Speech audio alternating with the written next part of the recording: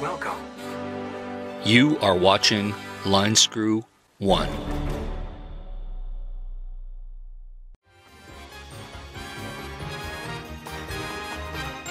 And the Academy Award for Most Superfluous Extra in a Blurry Background goes to Carolyn's RV Life. Winner! Congratulations, Carolyn, for your wonderful performance in Nomadland.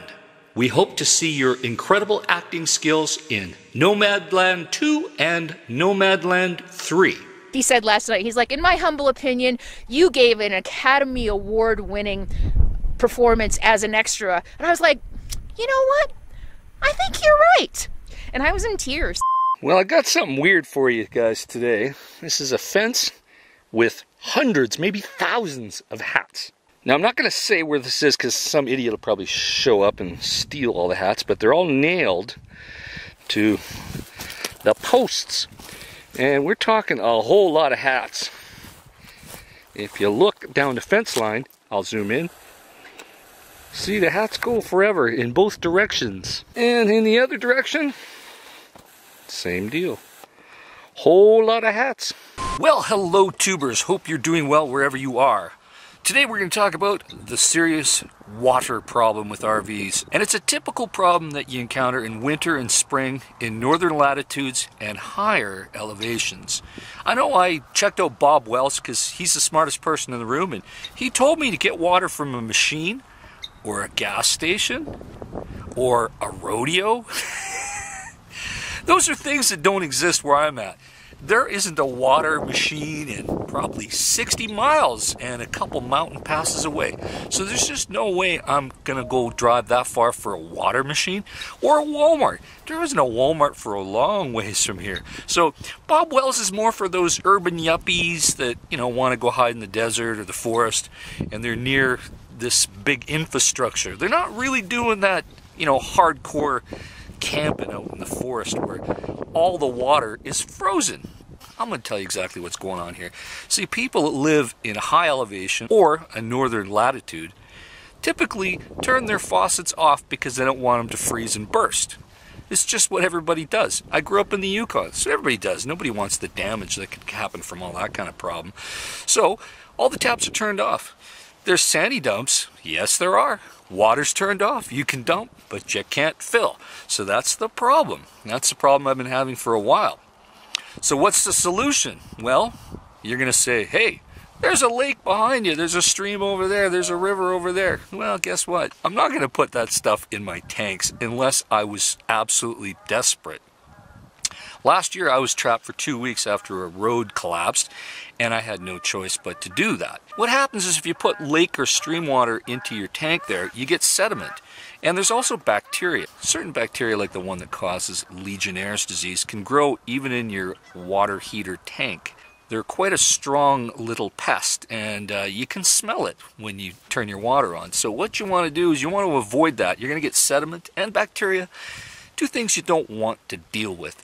And the hassle of carefully filtering that and carefully sterilizing that, it's just more hassle than it's worth. So you're essentially left with a couple options. First option is to drive to someplace with water in a low elevation or further south. That involves a lot of fuel. 9 miles per gallon, typically it would cost me at least $50 in fuel just to get 30, 40 gallons of water. It's a lot of money for water, but if you got to do it, you got to do it. Or what you can do is you can find a homeowner that actually has a spigot outside that hasn't been turned on yet, and you can say, hey buddy, can I give you 20 bucks for the hassle? I brought my own hose. That's pretty much it. 20 bucks is still cheaper than 50 bucks for fuel. What are you going to do, man? Or you can just keep hunting. Just like all the animals in the forest around me are doing, you got to hunt for the resources. Eventually, after looking for about a week, I found a tourist office that had a faucet that was turned on. Finally. So what did I have to do? I had to go back home, grab a hose, grab the RV, get up there, pull up close. Another tip is to have two hoses so that you can put them together in case you can't reach to your actual fill point from the faucet. Always handy to have the two hoses in case you run into that problem. Then screw it in, fill her up, bada bing, bada boom, Bob's your uncle, and you're done. Now, in the absolute dead of winter, you're out of luck. Ain't nobody gonna help you. You're not gonna find any of those spigots at all. You're gonna actually have to pay for your water and load up when you can, pump it into the tanks, and that's it. Unless you really want to chop a hole through the ice in a lake somewhere and start hand pumping it in. That's just a lot of work. I guess if you had no other choice, that's what you're gonna do. But Bob Wells will tell you that you can actually just buy it from a Walmart or a machine. Thanks, Bob, for some wonderful advice that is absolutely not applicable to anybody in northern Canada or anybody in Alaska. Thank you so much, Bob. You're the smartest guy in the room, and you've sure helped me out here a lot. And it's no wonder Nomadland won so many awards when all the good movies are not being released. Holy crap, what a depressing movie that was. Oh boy, that's so sad. Can somebody do an actual Nomad movie that's positive? With really good stories? Maybe Carolyn's RV life could spin it where it's such a wonderful thing, and it's sunshine, and lollipops, and rainbows, and Skittles falling from the sky. I don't know. But I'm telling you guys, if you're doing that run up to northern Canada or Alaska in spring or winter, good luck trying to find water. Good luck. Just haul lots of it and be ready. Now, of course, Bob Wells could conjure it up from the heavens, like Moses, you know. Perhaps if you have prophetic or godlike skills, you can just conjure the water into your tank of your RV. But I don't know how to do that. I'm not really one of those kind of shaman people. My beard isn't long enough for me to be a prophet.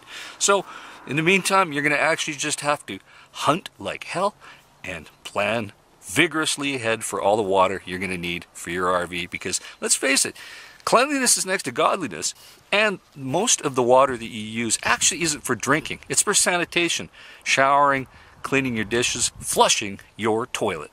These are essential things, I think. Yeah, I think they're important. But I could be wrong. Maybe showers and toilets aren't important. Call me crazy. Put your comments down below if you think I'm crazy and I think that water is essential for cleaning. I could be wrong. In the meantime, folks, stay safe, keep your wheels to the ground, and keep your water jugs full. I'll talk to you soon. Over and out.